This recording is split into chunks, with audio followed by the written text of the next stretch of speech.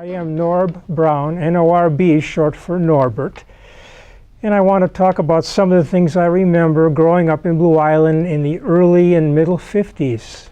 Of course, in those days I was Norby. I was born in the old St. Francis Hospital, which no longer exists. And from there I lived in my parents' apartment, which was on Vermont Street. I don't remember exactly where.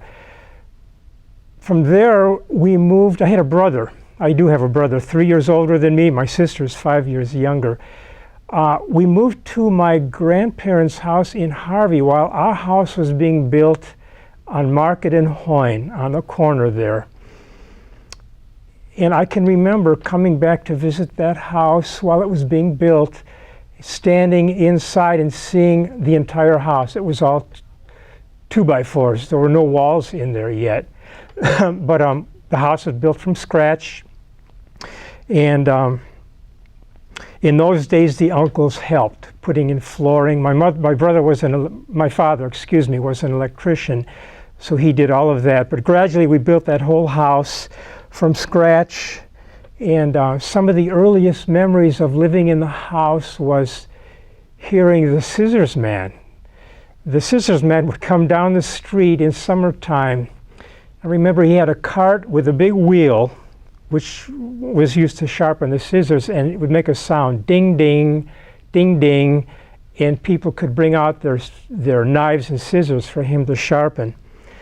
Also remember that people had ice boxes. We didn't, my grandmother did, but the Iceman would come. And he would open the back of his truck and take out large square chunks of ice, and he wore a black rubber apron. And when he was gone delivering the ice, the kids would go to the back of the truck and pick up chunks of ice to suck on.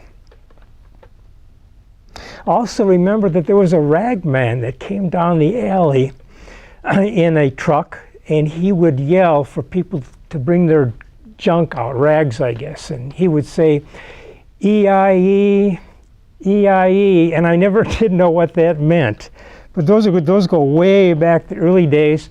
And we also had a coal bin. There was no gas heat in these days. It was coal bins then. Some of the things we did for fun was to roller skate. Kids had roller skates in summertime. And at night we would play hide and go seek when it got dark enough. And some nights we'd come out with flashlights. We had flooded the lawn, and we would pick night crawlers up because we'd go fishing the next day, I think to Lake Calumet, Maple Lake, some of the nearby places we went fishing. I can remember walking uptown over the bridges, over the canal. In those days, there were wooden planks. It wasn't cement yet. And we could hear from our house cars riding over the canal. It was one of the sounds I remember from those days. We'd hear bloom, bloom, bloom, bloom. And sometimes some of the planks would be partially missing, and my mother would call the city to tell them it needed to be repaired. Another sound, of course, were the railroads at night. And I could remember hearing the hammer shops. I don't know exactly where they were, but miles away, you'd hear boom, boom, boom, boom at night. And also miles away was Raceway Park, and we could hear those cars racing at night. A lot of the sounds from the past. My grandmother and grandfather lived on Desplaines Street about 2 blocks away, so we could walk over there, and we spent a lot of time there. Grandma was just wonderful. Everybody was welcome at her house. I can remember the old screen door on the back porch slamming shut, and in summertime the flies wanting to get in. I can look at my notes and see what I can remember. Oh, one of the big things I remember about Grandma's house, of course, was Christmas. It was an old house, which is still there. The dining room and the living room were one long room connected by an open arch. And since there were so many grandkids, she raised 10 kids of her own, my aunts and uncles in that house.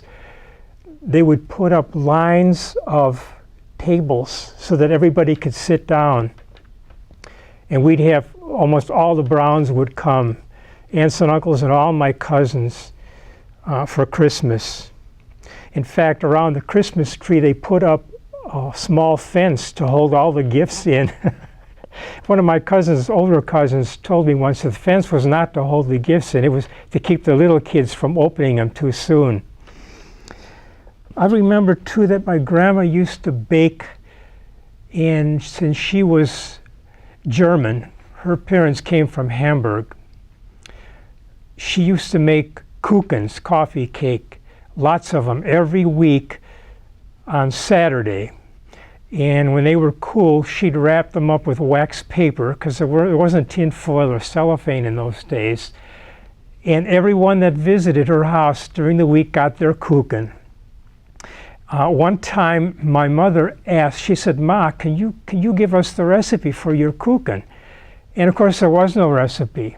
She made it from memory, so she estimated. It would be like 3/4 of a bag of flour and couple cakes of yeast, and I have that. My mother wrote it down and I have it, and by looking at other recipes and how many cups of flour in a 5-pound bag, I came up with a recipe, and my sister and I made that recipe, and it was real good, but it smelled like hers, but it wasn't Grandma's kuchen.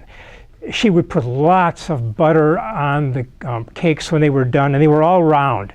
They were in round cake pans, and a lot of cinnamon and sugar. They were wonderful.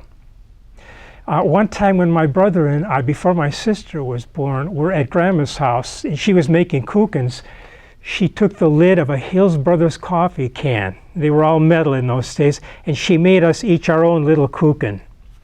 So those were memories of Grandma. And of course, she had an icebox on her back porch, and I also remember that on her old stove, she had an iron which was solid iron. I've seen them in antique stores.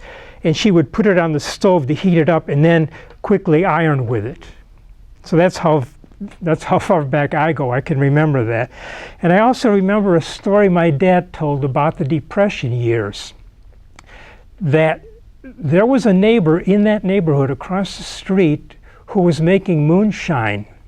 And he said that when the horses came down the street, because of course they had horses in those days, they would smell that moonshine and they would rear up on their hind feet. And there was another neighbor that knew that moonshine was being made, and he turned them in to the police. And for revenge, when the people who turned them in were gone, the people making the moonshine drilled holes in their roof. So that's a memory from way back. I also remember my Grandma's house. The people in those days had lace curtains. And my mother used to bring her curtains home to our house to wash, and then they would stretch them on curtain stretchers. It was a lath frame with little nails sticking up, and they would attach the lace curtain so it could dry flat and straight. And also there were doilies, crochet doilies on the arms of the sofas then. That's what I remember about Grandma's house. We went to Lincoln School. My dad had gone to Lincoln School. All the aunts and uncles went there. Lincoln School in those days was not the building that's there now. It was 2 stories. And the boys and girls would line up outside until the bell rang, and then we would file into our classroom. Irene Barnett was the principal. She ran the whole school, and she taught 6th grade, and she was wonderful. All our teachers were. I remember that at Christmas time, the last day of school, we would come back into the room after recess, and Irene Barnett would have put a Hershey bar on each desk for us. And I also remember that the desks, at least in the lower grades, were still wooden desks, and there was a little hole near the top of each desk, and that was for the ink wells before my time.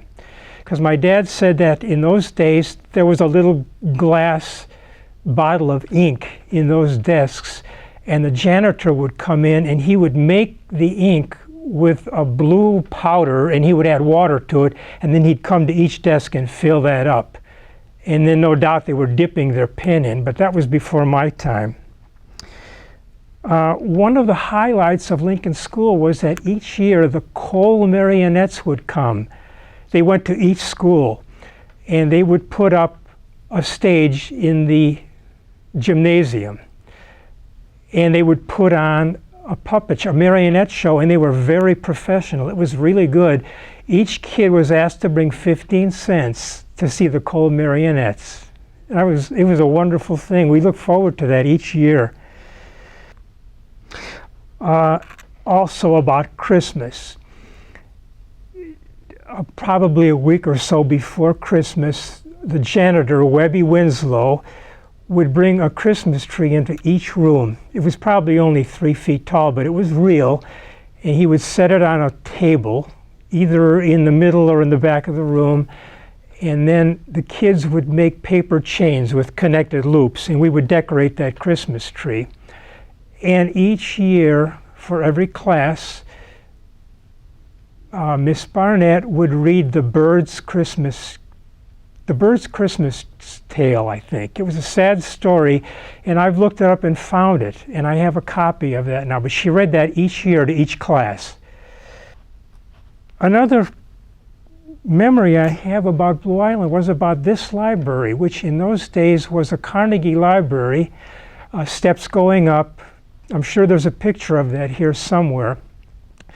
But the children's library was in the basement, and so I would go down to the basement of that library, and the librarian there was named Miss Gill, and she used to give me children's books of Indian legends, American Indian legends, and I would read those books. And I found out later from my dad that she had been one of the grade school teachers at Lincoln School, and she herself was an American Indian. And to this day, I'm still very interested in the American Indians, and I have books of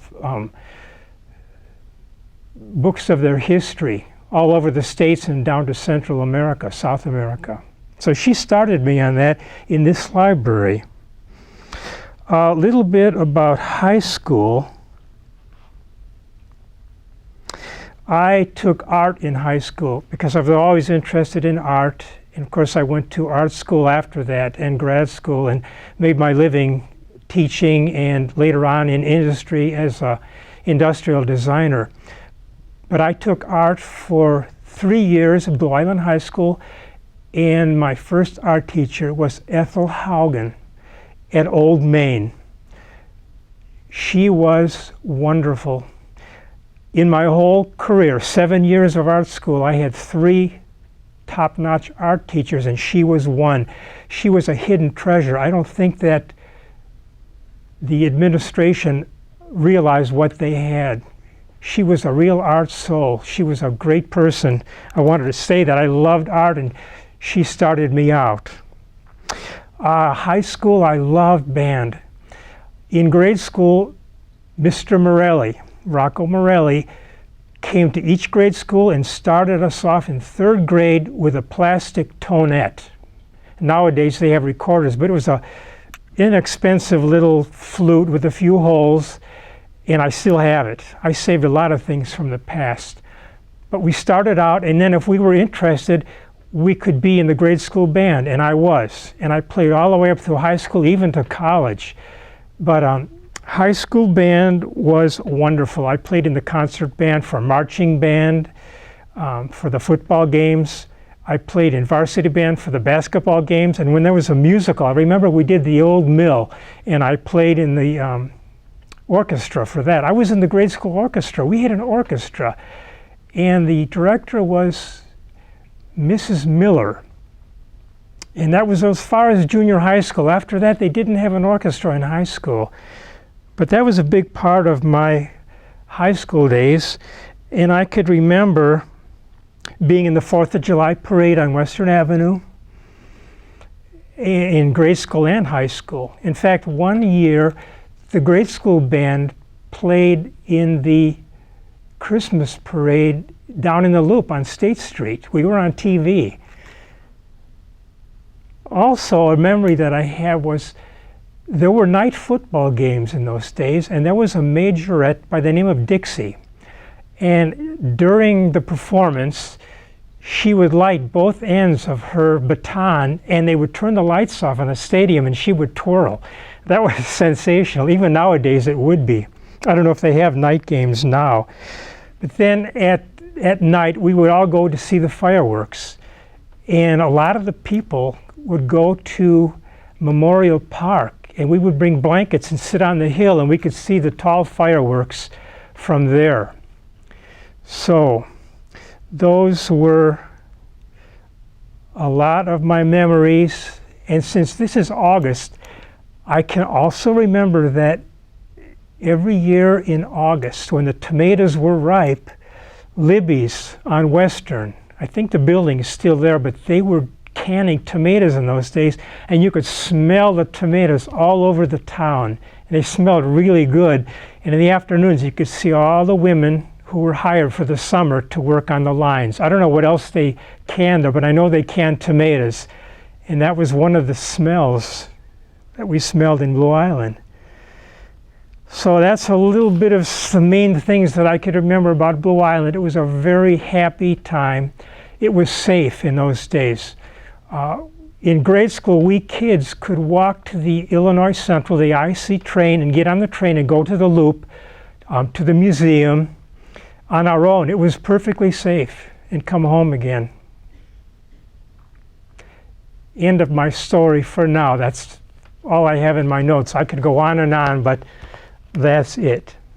Thanks for listening.